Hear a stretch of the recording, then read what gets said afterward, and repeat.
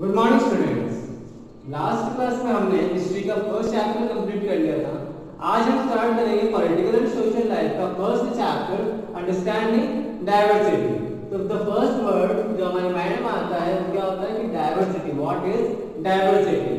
जो हम सब में जो डिफरेंस है। सपोज हम सब ह्यूमंस हैं, ओके, हम सब इंसान हैं। क्या हम शक्लें एक जैसी हैं? नहीं, हमारे फेस एक जैसे नहीं है, सबके डिफरेंट है, सबकी हैबिट्स अलग है, सबकी लर्निंग स्किल्स अलग है ना, सबकी थिंकिंग स्किल्स अलग है, okay.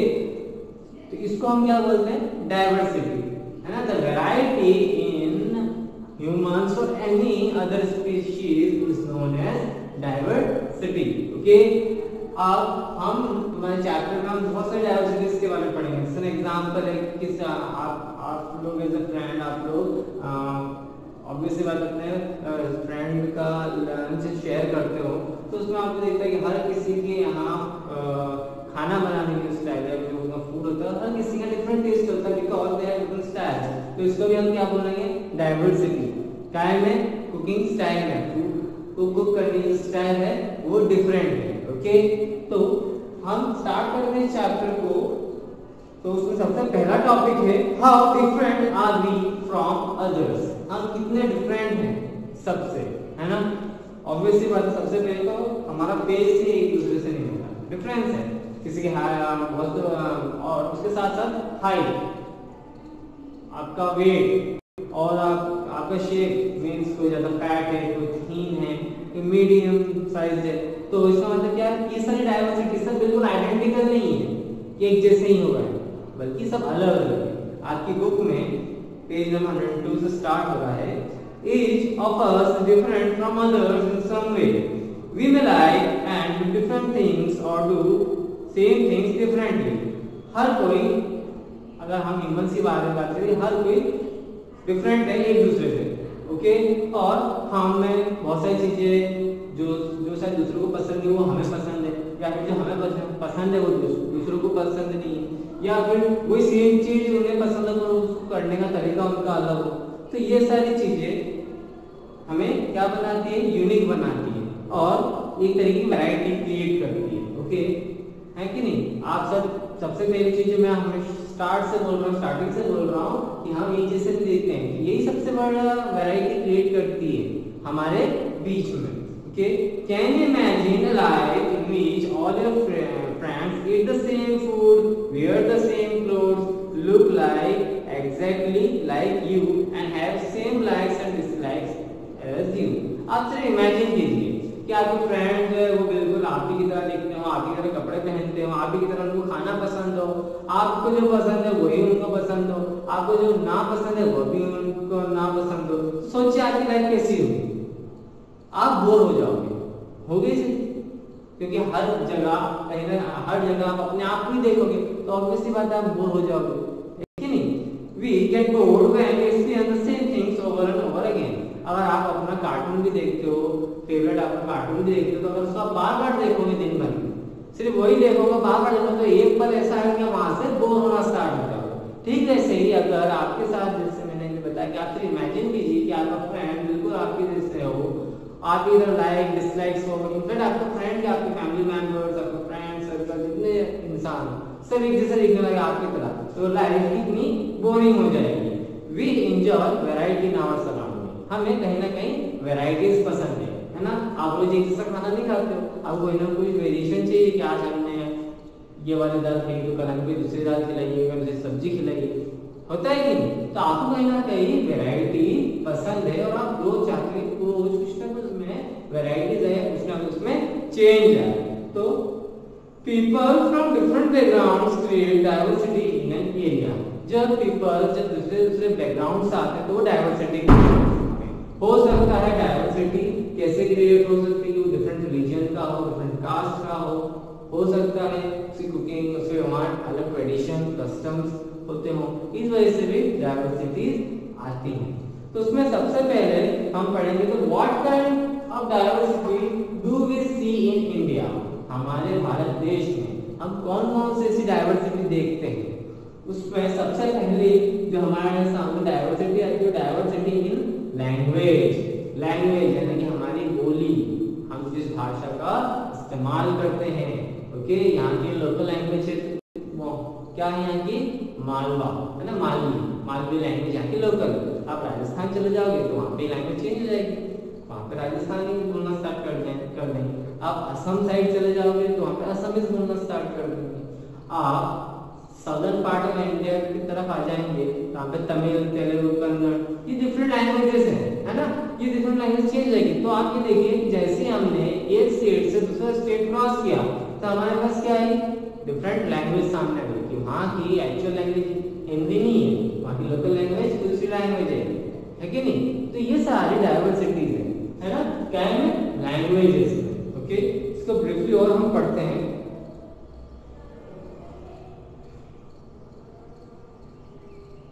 The 8th schedule of Indian Constitution recognized 22 languages। हमारे इंडियन कॉन्स्टिट्यूशन मतलब कि हमारे भारत के संविधान, है ना, संविधान जिसमें सारे कानून लिखे हुए हैं, उस हमारे इंडियन कॉन्स्टिट्यूशन में हमने कितनी लैंग्वेजेस रिकॉग्नाइज की है, 22 languages. Each state has its own official language. Her state की अपनी खुद की ऑफिशियल लैंग्वेज होती है ना। जैसे कि गुजरात में जाओगे तो वहाँ की ऑफिशियल लैंग्वेज कौन सी होगी, गुजराती, है ना। आप आसाम जाओगे तो वहाँ की ऑफिशियल लैंग्वेज क्या होगी, असमिया। अगर तमिलनाडु जाओगे तो वहाँ की ऑफिशियल लैंग्वेज क्या होगी, तमिल। मतलब कि ऑफिशियल लैंग्वेज मतलब वो लैंग्वेज जो कि ऑफिस वर्क में यूज की जाती है। जैसे कि आप फॉर्म्स भरते हो तो उसमें आपको लैंग्वेजेस का ऑप्शन मिलते हैं, हिंदी है, इंग्लिश है, एंड देयर ऑफिशियल लैंग्वेज जो वहाँ की ऑफिस वर्क में वहाँ के पीपल बहुत इजीली कम्युनिकेट कर सके, उसको हम बोलते हैं official language. The all languages which can be used in the office, okay, to communicate with the persons of that locality is known as official language। okay, इसका मतलब जो लैंग्वेज जो कि ऑफिशियल वर्क में यूज की जा सके। Hindi and English are recognised as the official language. Basically जितने भी इंडिया में फॉर्म्स मिलते हैं, आप बैंक के जरिए आप आपने कभी टिकट बुक करवाया हो तो वहाँ का टिकट फॉर्म आएगा, उसमें बेसिक जो लैंग्वेज सबसे पहले स्टार्ट होती है वो इंग्लिश और हिंदी। आपको फॉर्म्स इंग्लिश और हिंदी में अवेलेबल होते हैं, या जितने भी नोटिसेस पब्लिक नोटिस निकलते हैं आइदर वो इंग्लिश या हिंदी में लिखते हैं। तो इंडिया में बेसिकली रिकॉग्नाइज कौन सी दो लैंग्वेज की है, English and Hindi. For all the official purposes of the union and for the transition of business in parliament। और जितने भी पार्लियामेंट में जितने भी ऑफिशियल पर्पस से जितना भी बुलेटिन निकलता है या फिर जितने भी रिपोर्ट्स आती हैं या फिर जितने भी आदेश आते हैं वो सब किस लैंग्वेज में आता है, आइदर हिंदी और इंग्लिश। इसमें आपकी बुक में फैक्ट है, of all the 22 languages mentioned in the 18th schedule of the Indian Constitution, only 14 were initially included। जब हमारा इंडियन कॉन्स्टिट्यूशन बना था, कानून जब हमारा बना था तो सिर्फ 14 लैंग्वेजेस को इंक्लूड किया गया था। The Sindhi language was added in 1967। Okay, 14 language के 15th जो लैंग्वेज है, जो सिंधी लैंग्वेज, उसको कब ऐड किया था, 1967। Thereafter 3 more languages, इसके सिंधी लैंग्वेज को ऐड करने के बाद 3 more languages ऐड की थी, Konkani, Manipuri and Nepali were also included in 1992। Subsequently Bodo, Dogri, Maithili and Santhali were added in 2004। Okay, constitution बनने तक 14 लैंग्वेजेस थी, उसके बाद में सिंधी, कोंकणी, मणिपुरी, नेपाली, बोडो, डोगरी, मैथिली, सैंथली, ये सारी लैंग्वेजेस ऐड की गई हैं। ओके, आफ्टर एडिंग दोस 14 लैंग्वेजेस के बाद में जब जाके 22 लैंग्वेजेस हमारे इंडियन शेड्यूल में है, इंडियन कॉन्स्टिट्यूशन में है। आज जो नेक्स्ट हम टॉपिक जो पढ़ेंगे वो पढ़ेंगे हम डाइवर्सिटी इन फूड, है ना। कौन कौन सी वेरियस डाइवर्सिटी हमारे फूड में है। Each state of India is known for its cuisine based on locally available resources, है ना। हर स्टेट की अपनी खुद की एक क्यूजीन होती है जो कि वहाँ पे जो लोकल चीज मिलती है उसके ऊपर डिपेंडेंट रहती है, उसी वो आपको मतलब मेन क्यूजीन बन जाती है, साथ साथ उसको पकाने का तरीका, उसको बनाने का तरीका अलग होता है ना। जैसे कि आपकी बुक में एग्जांपल दे रखा है, west Bengal specialised in dishes made of fish, Bengal जो है वो फिश के लिए बहुत माना जाता है। तो वहाँ पर जो मेन जो कोर्स होता है उनका खाने का, उसमें fish is the most important and prominent part of their food. And Kerala is famous for dishes made of coconut and rice other than fish. While अगर हम वेस्ट बंगाल से सीधा नीचे केरला में आए, हमारे southern part of the India, तो वहाँ पे ऐसी डिशेज बहुत मिलेंगी जिसमें कि कोकोनट यानी कि नारियल का यूज हो एंड राइस का यूज हो।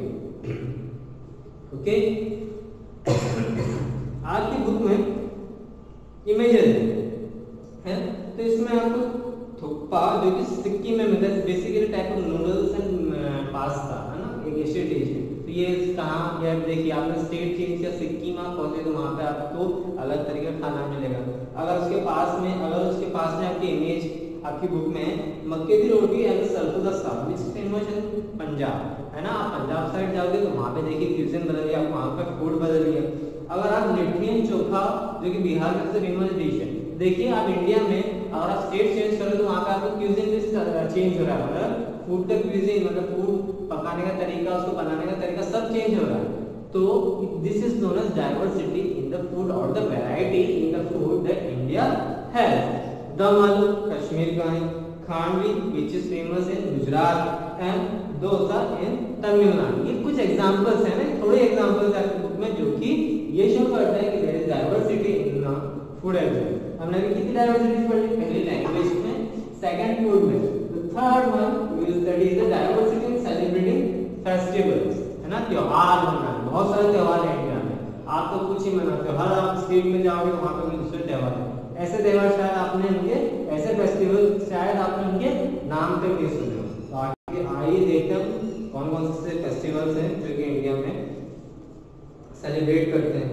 A number of festivals are celebrated in India by belonging to different states, cultures and religions। ऐसे बहुत सारे फेस्टिवल्स हैं इंडिया में जो कि हम सेलिब्रेट करते हैं because of the different states है ना। हमारे स्टेट्स में वहाँ पे डिफरेंट रिलीजन पीपल रहते हैं, डिफरेंट कम्युनिटी के पीपल रहते हैं, ओके, और दूसरे धर्म के पीपल रहते हैं, डिफरेंट रिलीजन के पीपल रहते हैं।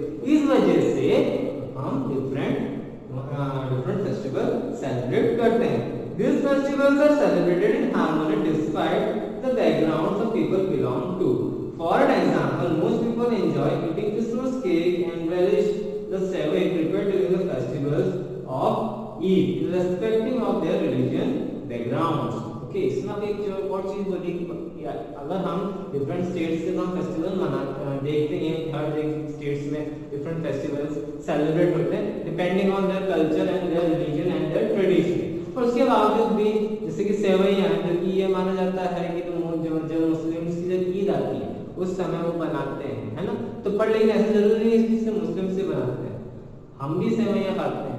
तो क्या हो गया, although the cuisine is from different religions, but we since celebrate or eat that cuisine of that religion।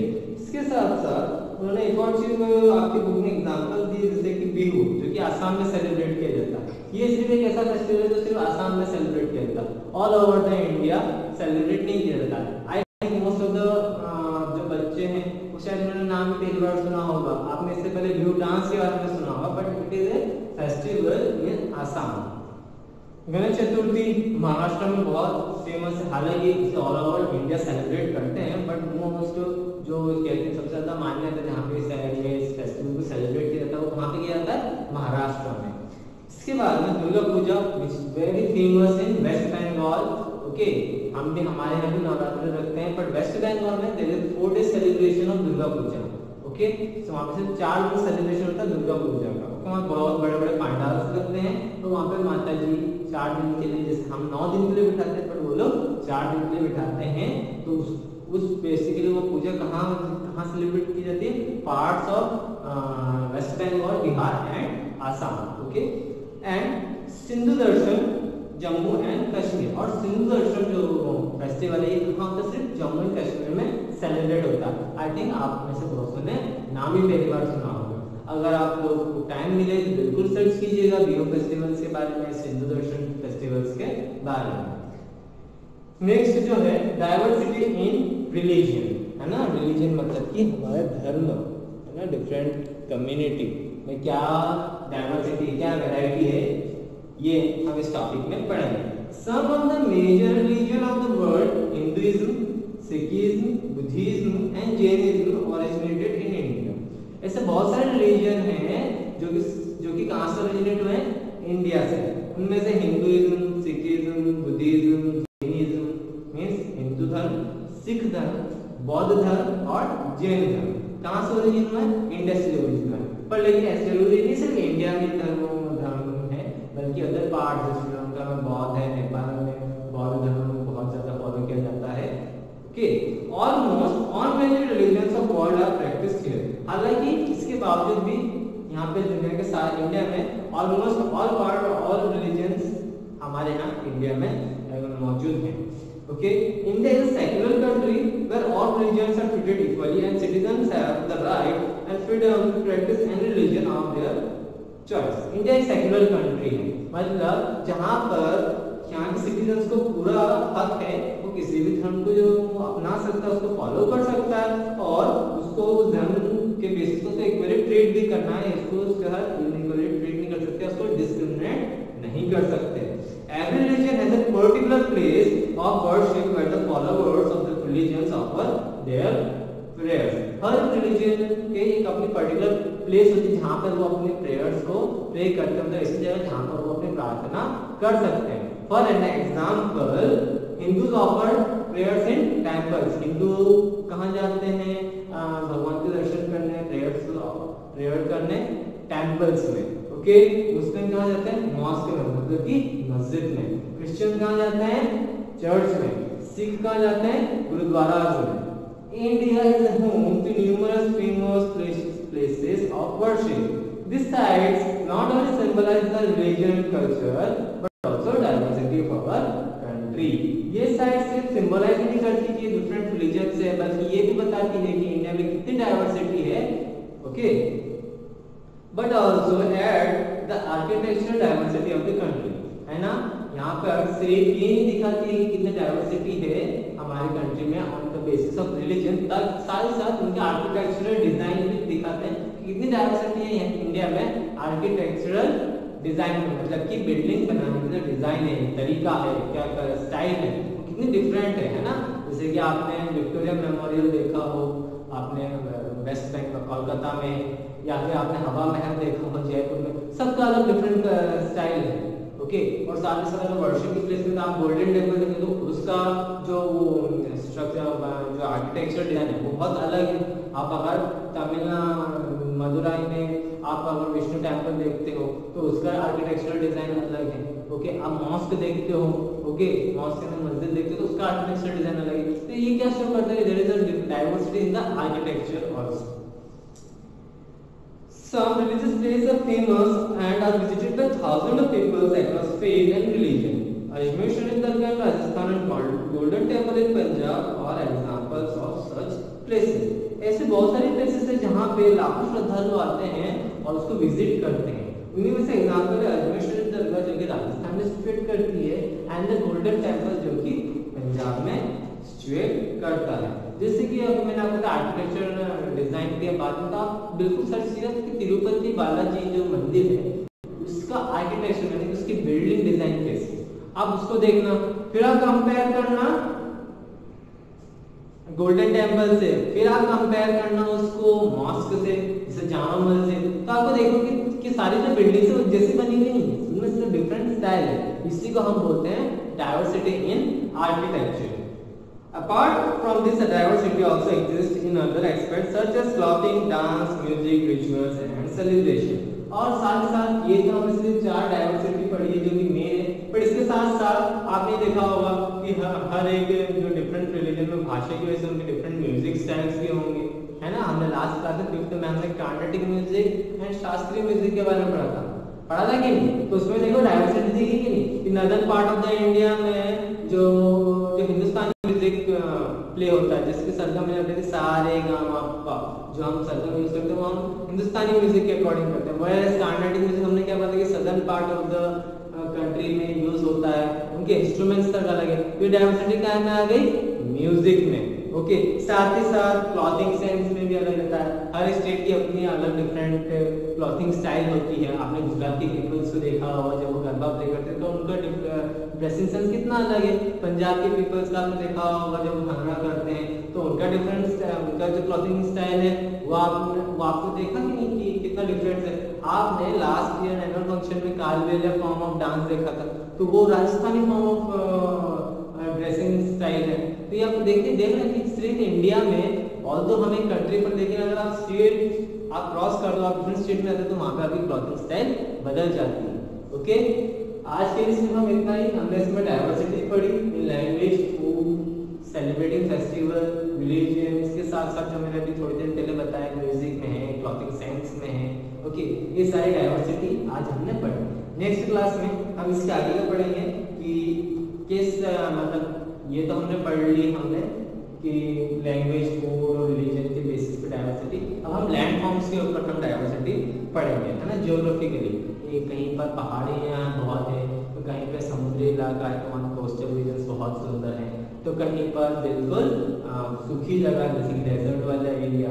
Okay, next class में हम उसको कंटिन्यू करेंगे। Thank you.